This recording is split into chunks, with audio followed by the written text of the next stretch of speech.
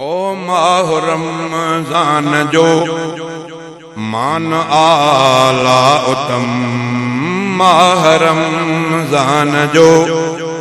मान आला उत्तम,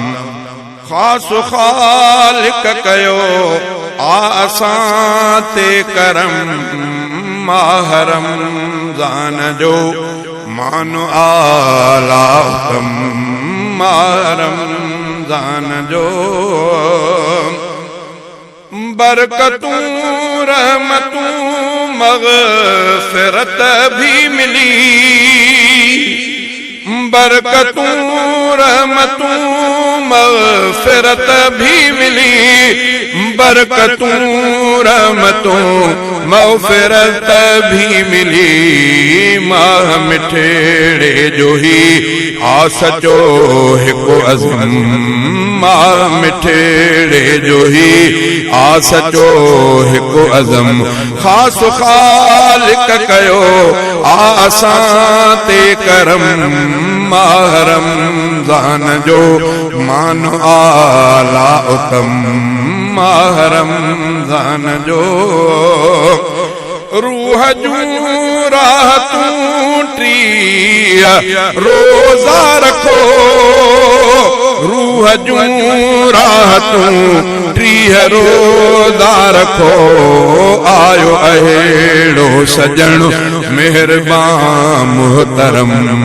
आयो अहिड़ो सजण मेहरबान मुहतरम, ख़ास ख़ालिक कयो आसां ते करम, माह रमज़ान जो मान आला उत्तम, माह रमज़ान जो सब तरावीह ही दर्द दिल सा पढ़ो, सब तरावीह ही दर्द दिल सा पढ़ो, गौर सां सब ॿुधो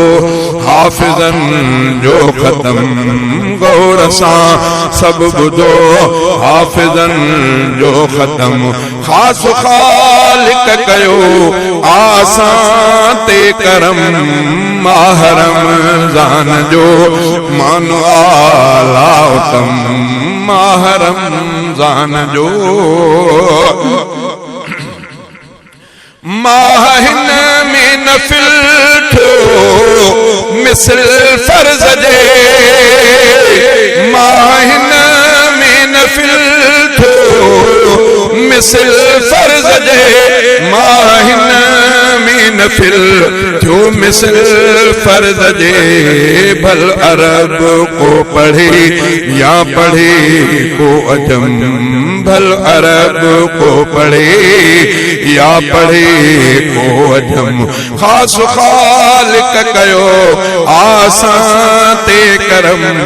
माह रमज़ान जो मान आला उत्तम, माह रमज़ान जो रब खे रिझायो रोज़ दर ते झुकी, रब खे रिझायो रोज़ दर ते झुकी,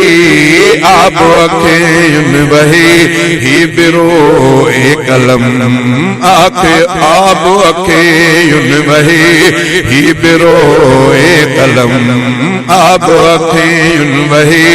ही बिरो ए कलम, ख़ास ख़ालिक कयो आसां ते करम, माह रमज़ान जो मान आला उत्तम, माह रमज़ान जो महबतूं मेड़ही आयो दर दर खणी, महबतूं मेड़ही आयो दर दर खणी, सुलह इख़लास सां थी मिठो ही बज़म, सुलह इख़लास सां थी मिठो ही बज़म, ख़ास ख़ालिक कयो आसां ते करम, माह रमज़ान जो मान आला उत्तम, माह रमज़ान जो नीह गुलशन इहो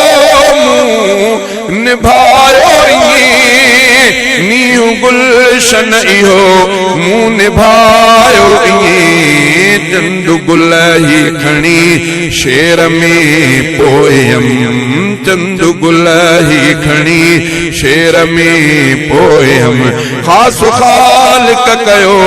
आसां ते करम माहरम ज़ान जो मानो आला तम माहरम